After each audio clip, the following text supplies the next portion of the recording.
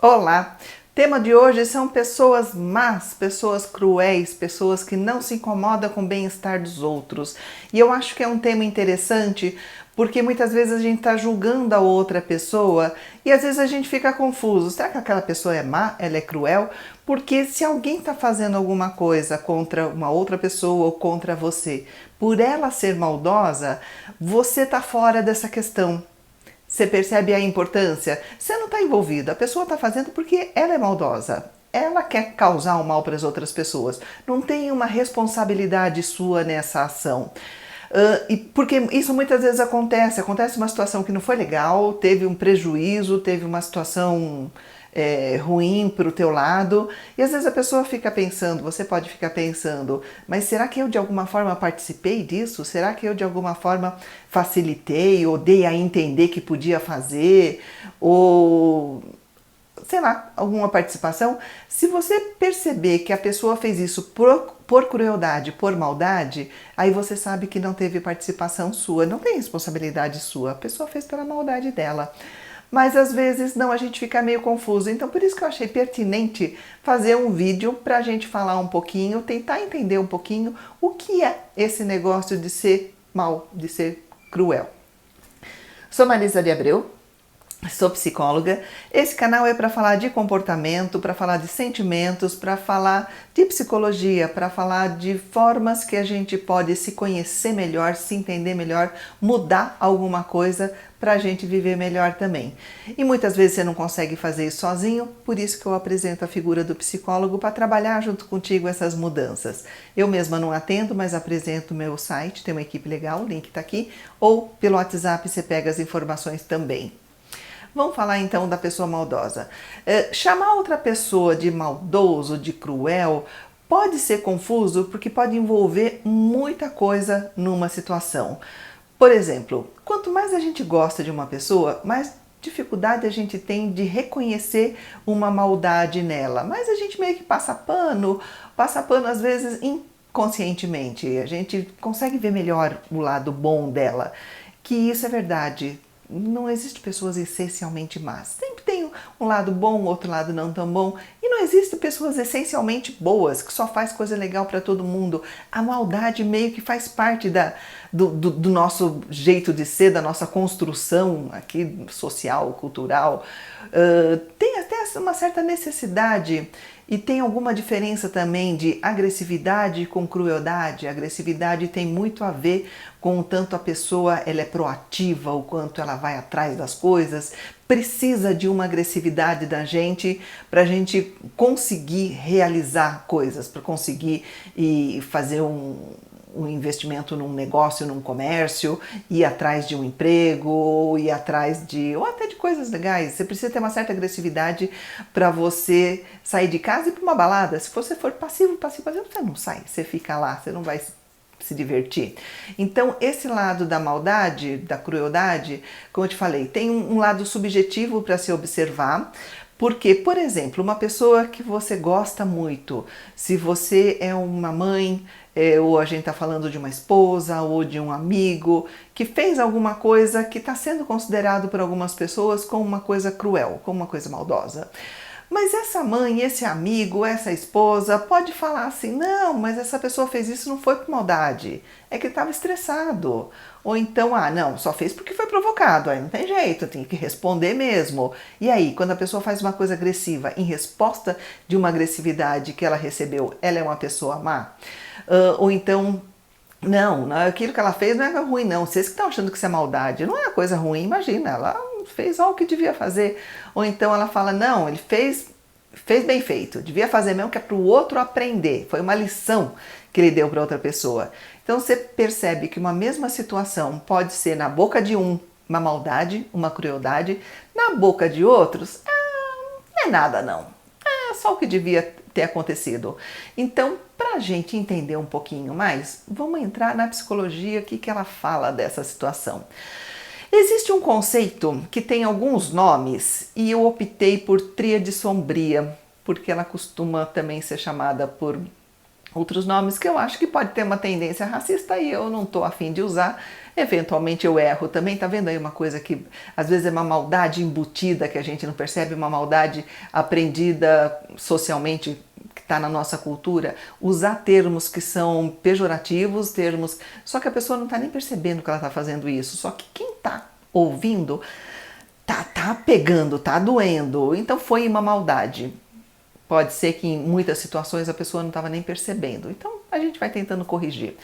Tríade sombria, o que ela fala? De 3 características de personalidade que identificam aqui maldade na pessoa. A primeira é o narcisismo, que são aquelas pessoas voltadas para elas mesmas. Aquela pessoa que tem uma fantasia de ter um poder ilimitado. Ela, é mais ela, e ela é a principal e a melhor e tudo mais. E ela precisa da admiração dos outros. O narcisismo tem essa característica. E aqui é interessante, que ele quer ser admirado pelas outras pessoas, mas ele busca isso de uma forma, algumas vezes, cruéis, algumas coisas maldosas, mas ele quer a admiração. Isso é muito importante para ele. A forma que ele vai buscar é que é o complicado aí da história. O maquiavelismo, que são pessoas cínicas, são pessoas que só querem o benefício próprio. Só vai atrás, só se esforça se for alguma coisa do seu interesse. Olhar pelos outros também não tá nem aí, não se importa. E a psicopatia, também conhecida aí no nosso meio, né, informalmente, de sociopatia, mas pelo DSM o nome oficial seria transtorno de personalidade antissocial. As pessoas acabam não usando esse termo antissocial porque o antissocial a gente costuma entender de uma outra coisa. A pessoa que gosta de ficar sozinha, a pessoa que não tem muitos amigos, mas na psicologia o transtorno de personalidade antissocial não é isso não. São pessoas manipuladoras, são pessoas não confiáveis, são pessoas que não se importam nem um pouquinho com o sentimento dos outros, com o interesse das outras pessoas.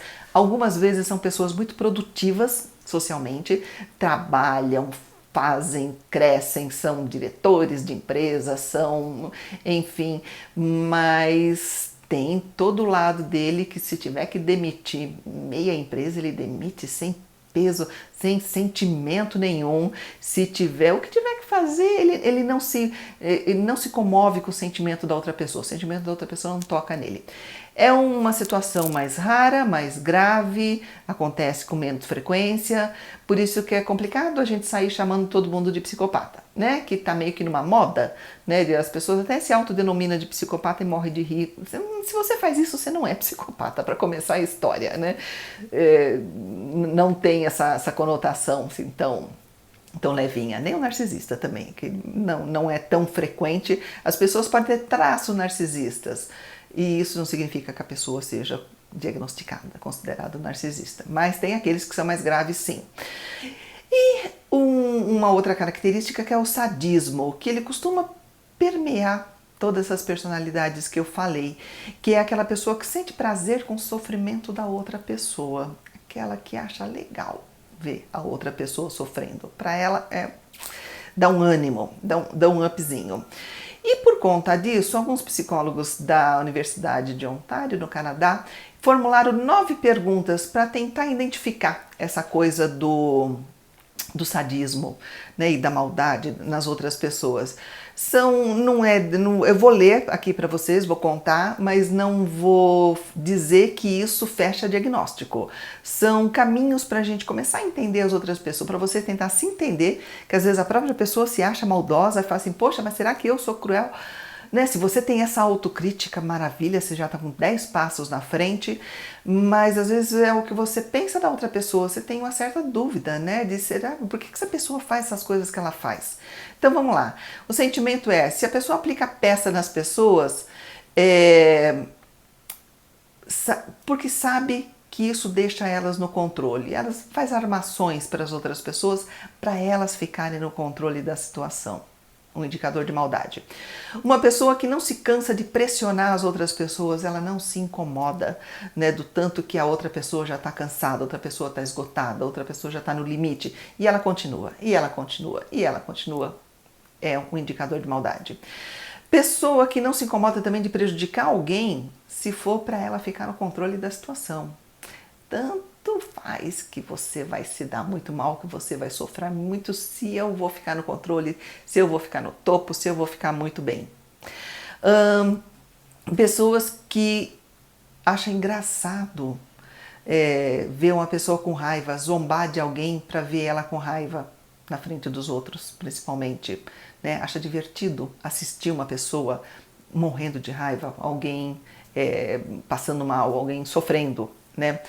Ou então a pessoa que acha que ser mal com os outros, ela mesma ser mal com os outros, é uma coisa divertida. É uma coisa que empolga o dia dela. Ridicularizar a pessoa na frente dos amigos dela. Acha divertido ver as pessoas brigarem, aquele que adora ver uma briga.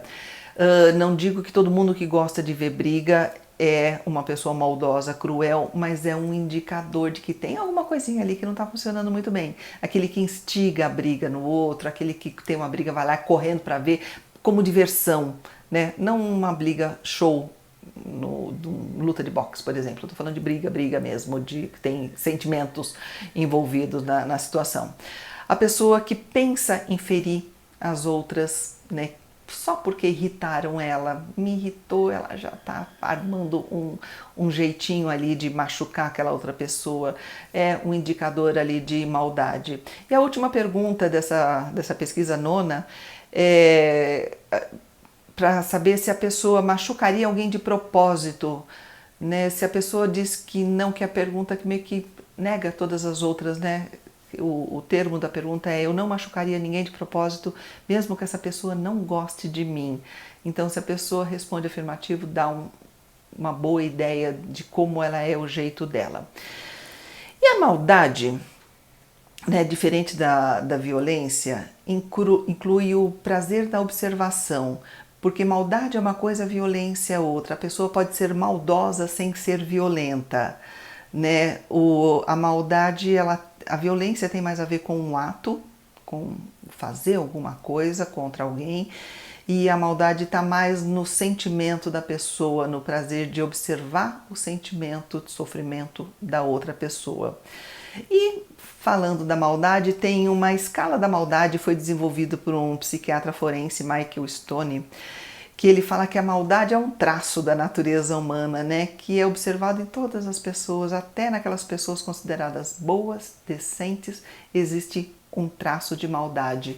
E para isso, vou tirar minha cola aqui da frente, vai chacoalhar um pouquinho a câmera, porque tem a segunda cola aqui atrás, onde está a lista do índice de maldade que ele coloca. São 22 itens. Eu coloquei uma quantidade menor, porque eu acho que a gente já, nesse ponto que eu coloquei aqui, já chega num índice bem forte e bastante raro das pessoas, né? Então ele está falando de maldade como é uma pessoa que trabalha com crimes, ele está falando da pessoa que mata, né? Quanto que está o índice de maldade de uma pessoa que mata? Porque matou uma outra pessoa, é uma pessoa extremamente cruel? Nem sempre. E você vai ver por quê? Porque o índice mais leve dessa escala é a pessoa que mata na sua própria defesa, ela comete um homicídio, sim, mas ela precisava disso para sobreviver. Então não tem nenhum traço de psicopatia, não é uma pessoa que fez uma coisa que precisava fazer, possivelmente viva até com remorso depois disso. Segundo índice, parceiros que matam por ciúmes, são pessoas ciumentas e acabam fazendo isso no calor do momento. Não significa que são assassinas, não significa que são pessoas que vão continuar repetindo, mas são crimes, continua sendo um crime, óbvio, ninguém está passando pano, mas que ocorre normalmente uma vez por descontrole passional, descontrole das suas emoções. Cúmplice voluntário, terceiro nível, cúmplice voluntário de assassino. São pessoas que já começam a ter um traço meio sociopata, meio antissocial e uma personalidade distorcida, porque ele é cúmplice, ele não é o que foi lá, o que fez, mas é o que está junto, né? É o que está apoiando. Pessoas que provocam o outro só para matar em legítima defesa. Aí tem a defesa, né, da legítima defesa, mas tem um requinte aí de malvadez que entra quando ele provoca a outra pessoa para conseguir matar ela. para a pessoa fazer alguma coisa para justificar esse ato. E aí isso faz a gente pensar em quantas pessoas não fazem isso no dia a dia, né? Que dão aquela provocada danada na outra pessoa, para outra pessoa reagir, para outra pessoa perder a razão, e aí sim ela se sentir no direito de fazer alguma coisa, aí começa um nível de maldade mais acentuado.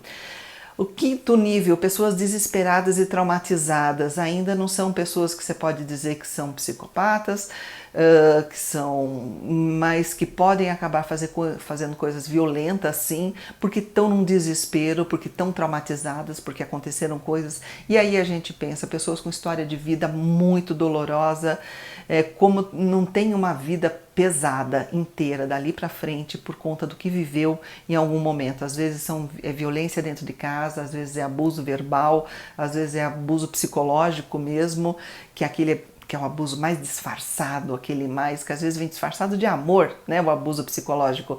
E aí a pessoa passa uma vida, né, carregando aquilo e acaba cometendo alguns atos violentos por conta dos seus traumas. E aí começa a entrar nos próximos níveis assassinos de cabeça quente, que é aquele que diz que matou por impulso, mas ele estava no momento de raiva, ele fez aquilo com consciência, por opção. Um narcisista psicótico que se julga melhor do que qualquer um, então ele acha que ele pode matar por conta disso. Um assassino com raiva latente, e assim vai aumentando os níveis. Eu não vou me estender nessa lista, que eu falei, são 22 itens, e chegando aqui, eu acho que a gente já chegou no ponto de bastante grave, vai ficar muito chato ler tudo isso, mas de todo jeito eu estou colocando 14 itens no texto aqui de baixo. Você pode entrar aqui na caixa de informações, vai ter o link, as informações para a terapia. Descendo mais um pouquinho, tem o texto que eu coloco aqui de guia para fazer o vídeo. Fica à vontade, leia. Eu esqueci de falar no começo, mas se você chegou aqui, significa que eu mereço like nesse vídeo, né? Se eu tivesse falado lá no começo, eu teria te lembrado antes. Mas deixa o like, obrigada por me assistir.